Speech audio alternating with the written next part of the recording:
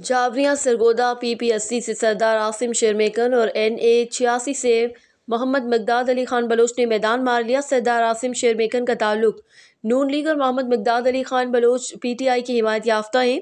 तफसीलात के मुताबिक इलाका जावरियां, शाहपुर और साहिवाल में इलेक्शन के नताइज मुकम्मल हो गए हैं और सियासी गहमा गहमी अपने उरूज पर पहुँच कर जीतने वाले उम्मीदवारों को मुबारकबाद देने पर महदूद हो गई है।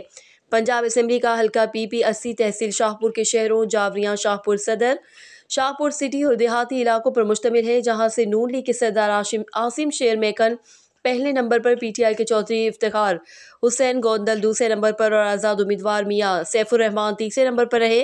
कौमी असम्बली का हल्का NA86 जावरियां, शाहपुर और साहिवाल के इलाकों पर मुश्तमिल है, जहां से PTI के हिमायत याफ्ता मोहम्मद मिकदाद अली बलोच कामयाब रहे। दूसरे नंबर पर नून लीग के सैयद जावेद हसनैन शाह रहे। यूँ इलाके भर में सियासी गहमा गहमी अपने उरूज पर पहुँच कर जीतने वाले उम्मीदवारों को मुबारकबाद देने पर महदूद हो गई है।